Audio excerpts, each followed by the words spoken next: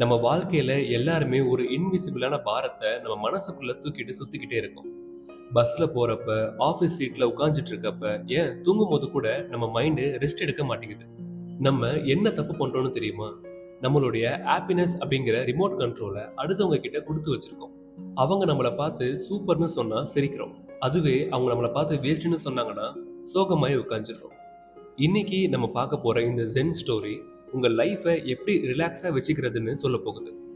அடுத்த 10 நிமிஷம் உங்க போனை சைட்ல வச்சுட்டு கண்ணை மூடி நான் சொல்றத விஷுவலைஸ் பண்ணி பாருங்க. அந்த காலத்துல 2 ஜென் மாங்ஸ் இருக்காங்க, டான்சான் அப்புறம் எகிடோ. 2 பேரும் ஒரு முக்கியமான பயணத்துல இருக்காங்க. அந்த டைம்னு பார்த்து சரியான மழை, ரோடு எல்லாமே ஒரே சேரும் செருதியுமா இருக்கு. அவங்க 2 பேரும் மாங்ஸ்ன்றதுனால ரொம்ப அமைதியா நடந்து போயிட்டு இருக்காங்க. ஜென் ட்ரெடிஷனில் யாருக்கிட்டையும் பேசக்கூடாது, பொண்ணுங்களை டச் பண்ணக்கூடாதுன்னு ரொம்ப ஸ்ட்ரிக்டான ரூல்ஸ்லாம் இருக்கு. எக்கிடோ அதை சின்சியராக ஃபாலோ பண்ணுற ஒரு ஆள். நடந்து போயிட்டு இருக்கும்போது இவங்க 2 பேரும் ஒரு அழகான பொண்ணு அங்கே நிற்கிறத பார்க்குறாங்க. அவங்க ரொம்ப அழகாக ஒரு சில்க் சாரியை கட்டிட்டு நின்றுட்டு இருந்தாங்க. அந்த சேரும் சகதியுமா இருக்கிற ரோடை கிராஸ் பண்ண முடியாமல் அந்த பொண்ணு தவிச்சிட்டு இருந்தாங்க. நம்ம இக்கிடோ மூஞ்சி திருப்பிக்கிட்டு போயிட்டாரு. ஆனால் டான்சன் ஒரு வார்த்தை கூட பேசலை. ஜஸ்ட் லைக் தட் அவங்கள அப்படியே தூக்கிக்கிட்டு ரோடை கிராஸ் பண்ணி அந்த பக்கம் சேஃபாக இறக்கி விட்டுறாரு. அதுக்கப்புறம் இவங்க 2 பேரும் தொடர்ந்து 5 ஹவர்ஸாக நடக்கிறாங்க. டான்சன் பீஸ்ஃபுல்லாக இருக்காரு. அங்கே இருக்கிற காடு, பறவைங்க, மலை, இது எல்லாத்தையுமே ரசிச்சுக்கிட்டே வராரு. ஆனால் எக்கிடோவுக்கு தலையில் நியூக்ளியர் பாம் வெடிக்க ரெடியாக இருக்கு. எக்கிடோவுக்கு டான்சன் எப்படி ரூலை மீறலாம்னு ஒரு கோவம். ஒரு வழியா நைட்டு டெம்பிளில் செட்டில் ஆகும் போது எக்கிடோ டான்சனை பார்த்து கத்திட்டாரு. டான்சன், நீங்கள் ஏன் அந்த பொண்ணை தூக்குனீங்க? ரூலை பிரேக் பண்ணிட்டீங்களே அப்படின்னு கேட்குறாரு. டான்சன் இக்கிடோவை பார்த்து சிரிச்சுட்டே சொன்னார், இக்கிடோ, நான் அந்த பொண்ணை 5 மணி நேரத்துக்கு முன்னாடி ரோட்லேயே இறக்கி வச்சுட்டேன். ஆனால் நீ தான் இன்னும் அவளை உன் தலையில் தூக்கிட்டு சுத்துற அப்படின்னு சொல்கிறாரு. ஏன் நம்மளும் இந்த இக்கிடோ மாதிரி பிஹேவ் பண்ணுறோன்னு யோசிச்சு பாருங்க. First point, the ego. நமக்கு தான் எல்லாமே தெரியும், நம்ம தான் பர்ஃபெக்டாக இருக்கோம்னு நினைக்கிறோம். மற்றவங்க சின்ன தப்பு பண்ணாலும் அதை ஜட்ஜ் பண்ணி நம்ம மைண்டில் லோடு ஏற்றிக்கிறோம். எக்கிடோவுக்கு அந்த பொண்ணு மேல கோவம்லாம் கிடையாது. ஆனா டான்சன் ரூல்ஸை பிரேக் பண்ணிட்டாருன்னு எக்கிடோவோட ஈகோ தான் கோவப்பட்டுச்சு. Second point, the past. முடிஞ்சு போன விஷயத்த நம்மளால மாத்த முடியாது. ஆனா நம்ம mind back to the future மாதிரி பழைய விஷயத்துக்கே திரும்ப திரும்ப போகுது. இன்னைக்கு மார்னிங் உங்க பாஸ் உங்களை திட்டினாரா? ஏன் திட்டினாரு? அந்த நிமிஷமே முடிஞ்சது. அதை திரும்ப திரும்ப ரிமைண்ட் பண்ணி உங்க பிரசன்ட் மொமெண்ட்டை ஏன் வேஸ்ட் பண்றீங்க? Third point, over expectation. நமக்கு பிடிச்சவங்க நம்ம சொல்ற மாதிரி நடக்கணும்னு நினைக்கிறோம். எக்கிடோ டான்சனை அவருடைய எக்ஸ்பெக்டேஷனுக்குள்ள வைக்க பார்த்தாரு. அது நடக்கலன்னு உடனே டென்ஷன் ஆயிட்டாரு.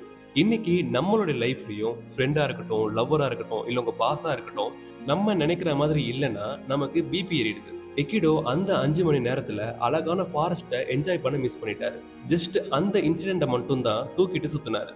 நீங்களும் இப்படிதான் லைஃபை என்ஜாய் பண்ணாம ப்ராப்ளம்ஸை தூக்கிட்டு சுத்திட்டு இருக்கீங்க. Stop seeking validation. இப்போ மெயின் மேட்டருக்கு வருவோம். நமக்கு ஏன் வேலிடேஷன் தேவைப்படுது? அதுக்கு இந்த 3 ஸ்டெப்பை ஃபாலோ பண்ணணும். Step number 1, input focus. ஆஃபீஸில் உங்கள் பாஸ் திட்டினாருன்னா அது அவருடைய ஒப்பீனியன். உங்கள் ஒர்க்கில் நீங்கள் ஆனஸ்டாக இருந்தீங்களா? அது போதும். டான்சன் அந்த பொண்ணுக்கு ஹெல்ப் பண்ணாரு, அது அவருடைய இன்புட். எக்கிடோ என்ன சொன்னாருன்னு அவர் கவலைப்படவே இல்லை.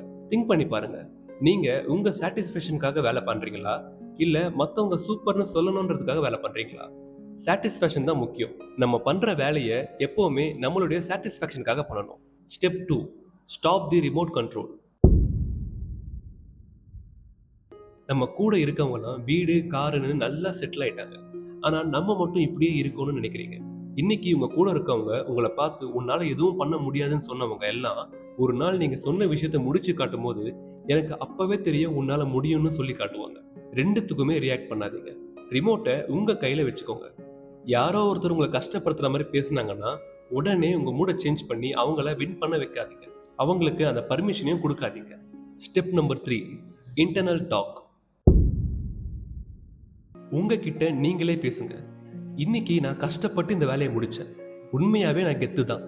இந்த ஒரு லைன் உங்களுடைய கான்ஃபிடென்ஸை பூஸ்ட் பண்ணும். வெளியே இருந்து வர இந்த பாராட்டு ஐஸ்கிரீம் மாதிரி உடனே கரைஞ்சிரும். நமக்குள்ள இருந்து வர இந்த செல்ஃப் ரெஸ்பெக்ட் ஹோம்மேட் ஃபுட்டு மாதிரி நம்மளை எப்பவுமே நல்லா ஸ்ட்ராங்காக ஹெல்த்தியாக வச்சுருக்கோம். ஸோ ஃபைனலாக நான் கேட்குற கேள்வி இதுதான். நீங்க இப்போ உங்க மனசுல இருக்க கஷ்டங்கள கொஞ்சம் கொஞ்சமா கீழ இறக்கி வைக்க ரெடியா? அந்த பழைய கோவம், நீங்க கஷ்டமா இருந்த தருணங்கள், அந்த ஓவர் திங்கிங் எல்லாத்தையும் இந்த நிமிஷத்துல இருந்து நீங்க இருக்கிற இடத்திலேயே விட்டுட்டு முன்னாடி நகர்ந்து போங்க. லைஃப்ல பாரம் குறைய குறைய தான் நீங்க மேல போக முடியும். இன்னைக்கு நைட்டு தூங்கும்போது லெட் இட் கோன்னு சொல்லிட்டு தூங்குங்க.